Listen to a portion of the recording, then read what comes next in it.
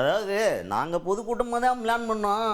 அது மாநாடு லெவலுக்கு மாசாக இருந்துச்சு தம்பி. பிரதமர் மோடி அவர்கள் வேறு வந்துட்டாரா, வேறு லெவலில் இருந்துச்சு அப்படின்னு இந்த மதுராந்தகத்தில் நடந்த பொதுக்கூட்டத்தை பற்றி பெருமையாக பேசியிருக்கிறாங்க. அந்த பொதுக்கூட்டத்தில் கலந்துக்கிட்டவங்களாம் எல்லா கட்சிக்காரங்களும் கலந்துக்கிட்டாங்கள. அதில் அதாவது அவங்க என்டிஏ கூட்டணியில் இருக்கவங்க எல்லாரும்.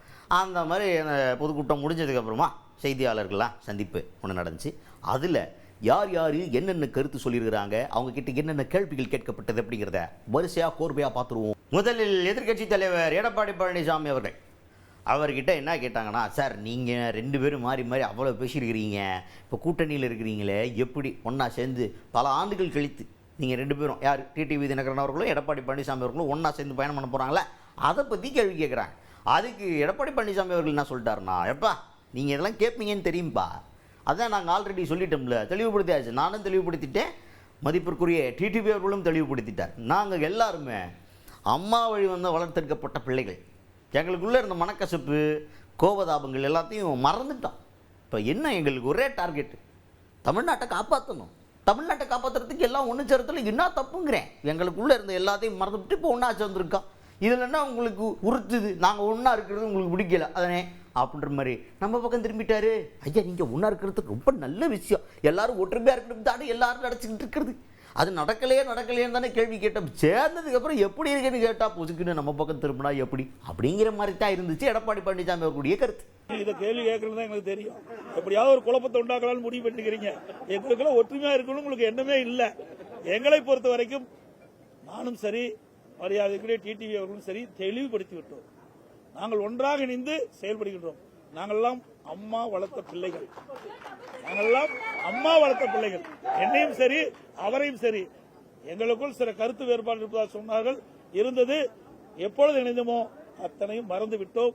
இனி எங்களுக்கு மாண்புமிகு அம்மா அவள் விட்டு சென்ற பணியை தொடர வேண்டும் என்பதுதான் எங்களுடைய நிலைப்பாடு, அவருடைய நிலைப்பாடு. ஒற்றுமையாக செயல்படுவோம். ஊடக நண்பர்களும் பத்திரிகைகளும் அதுக்கு துணை நிற்க வேண்டும் என்று அன்போடு கேட்டுக்கிறேன். அதுக்கடுத்துதான் அண்ணன் டிடிவி தினகரன் அவர்களும் ஒன்றா சேர்ந்தா செய்தியாளர்கள் சந்திப்பை நடத்திருக்கிறாங்க. பக்கத்தில் உட்காந்துக்கிட்டு அதுவே ஒரு மாதிரி ஓகே பாசிட்டிவாக தான் இருக்குது போல அப்படின்ற மாதிரி தான் இருந்துச்சு. அப்போ டிடிவி தினகரன் அவர்கள் என்ன சொல்கிறார், அவர்கிட்ட என்ன கேட்குறாங்க அப்படின்னா, இதுக்கு முன்னாடி நீங்கள் மாறி மாறி விமர்சனங்கள்லாம் முன் வச்சிங்க, இப்போ தேர்தல் பிரச்சாரத்தின் போது நீங்கள் 2 பேரும் ஒருத்தர் மாற்றி விமர்சனம் பண்ணிக்கிட்டதை மக்கள்கிட்ட கொண்டு போயிட்டு உங்களுக்கு எதிரான ஒரு கருத்தாக பரப்புவாங்களே, அதை நீங்கள் எப்படி எதிர்கொள்ள போறீங்கோ அப்படின்னு லாஜிக்காக ஒரு கேள்வி கேட்டாங்க. அதுக்கு டிடிவி தினகரன் அவர்கள் என்ன சொல்கிறாருன்னா, அப்பா திமுக மட்டும் என்ன 100 சரியா பண்ணிட்டாங்களா, தேர்தல் அறிக்கை கொடுத்ததில் எத்தனை %? 95% மேலே அவங்க நிறைவேற்றமாகறாங்க. அதெல்லாம் நாங்கள் கொண்டு போக மாட்டோமா? இப்போ நாங்கள் சேர்ந்ததுன்னா எங்களோட குடும்ப சண்டை உள்ள, குடும்பத்துக்குள்ளே என்ன கட்சி பிரச்சனை தானே, இது மக்கள் பிரச்சனை ஒன்றும் இல்லையே. எங்கள் கட்சிக்குள்ளே பிரச்சனை இருந்துச்சு, அடிச்சுக்கிட்டான், அப்புறம் சரி வேணாம்னு சேர்ந்துக்கிட்டான். இதில் என்ன இருக்குது, மக்களுக்கு என்ன பாதிப்பு? ஆனால் அவங்க திமுக பண்ணதுக்கு மக்களுக்கு பாதிப்பு இருக்குல்ல, அதை எடுத்துகிட்டு போகும்ல, அந்த கருத்து எங்கள்கிட்ட இருக்குல்ல, அது ஒரு வெப்பனாக பயன்படுத்துவோம் நாங்கள் அப்படின்ற மாதிரி அதை லாஜிக்காக டேக்கிள் பண்ணியிருக்கார் டிடிவி தினகரன் அவர்கள். திமுக 2016-21 எதிர்கட்சியாக இருந்துச்சு. அப்போ எதுக்கெல்லாம் திரு ஸ்டாலினும் அந்த கட்சியும் போராடினாங்கன்னு தெரியும். 21 தேர்தல் அறிக்கை கொடுத்து வந்தாங்க. தேர்தல் அறிக்கையில் 95% நிறைவேற்றல. இதையும் நாங்கள் கொண்டு போவோம்ல.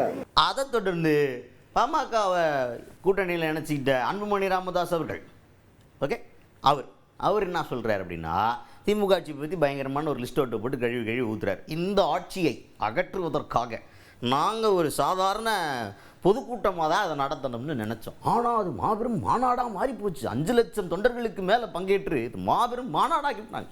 இது பத்தாததுக்கு மோடி அவர்கள் வேறு இந்த மாநாட்டுக்கு வந்து தன்னுடைய ப்ரெசன்ஸை கொடுத்து வேறு லெவலில் பில்டப் ஆக்கி விட்டார்.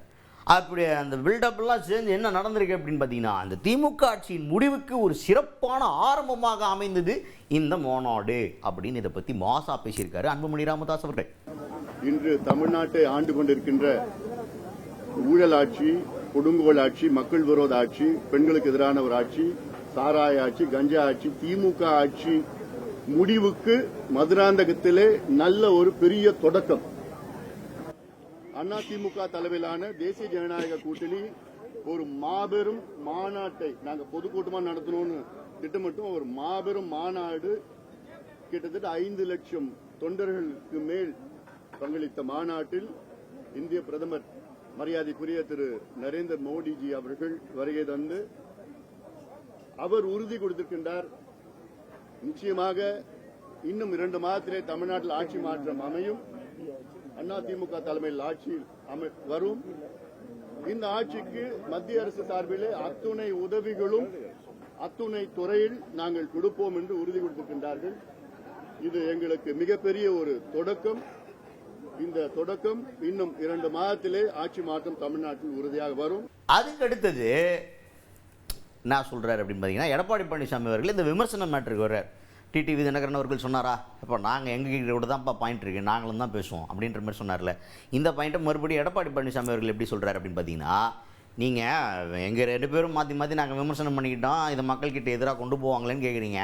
வைகோ அவர்கள் யாருங்க? அவர் எந்த அளவுக்கு திமுக விமர்சனம் பண்ணியிருக்காங்க உங்களுக்கு நான் சொல்லி தான் தெரியணுமா? அவரை விட திமுகவையும் கலைஞர் கருணாநிதி அவர்களையும் திட்டுறதுக்கு ஆளே கிடையாது. அந்த அளவுக்கு பேசியிருக்கார். ஆனால் இப்போ என்ன நடக்குது? கூட்டணி. காங்கிரஸ் கட்சி சும்மாவா? எமர்ஜென்சி வச்சாங்களா? தூக்கி உள்ளே வச்சு குத்துனாங்கன்னு திமுகவே சொல்லிச்சா? விசால உள்ளே போனோம், கஷ்டப்பட்டோம் அப்படின்னு.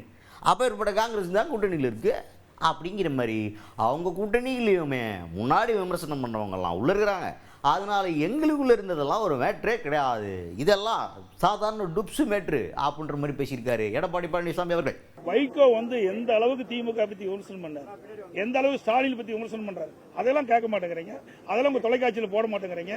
அதோட பேசின எந்த தலைவருமே பேச கிடையாது. அவ்வளவு மோசமா பேசின அந்த வைகோ ஸ்டாலினோட இருந்திருக்காரு. அதுக்கு பிறகு காங்கிரஸ் எந்த நிலையில் இருந்தது? எமர்ஜென்சி கொண்டு வந்தாங்க, ஒரு மிசா சட்டத்தை கொண்டு வந்தாங்க. அப்போ திமுக என்ன சொல்லிச்சு? எமர்ஜென்சினால மிசா சட்டத்தில் நாங்களா சிறைக்கு போனோம், படு துன்பத்தை அனுபவிச்சுன்னு சொன்னாங்க. அதோட இன்னொரு வேடிக்கை, மேல் தளத்துல ரெய்டு, அறிவாலயத்தில் மேல் தளத்துல ரெய்டு, தரைத்தளத்துல கூட்டணி. அப்படிப்பட்ட கட்சியெல்லாம் கூட்டணி அமைக்கின்ற பொழுது எங்களுக்கு எந்த ஒரு சங்கடம் கிடையாது, மன வருத்தம் கிடையாது. ஒருமித்த கருத்தோட நாங்க செயல்படுறோம். ஊழல் ஆட்சி, வாரிசு அரசியல், குடும்ப ஆட்சிக்கு முடிவு கட்டுகிறதாக ஒன்றாக இணைந்திருக்கோம். வெற்றி பெறுவோம்.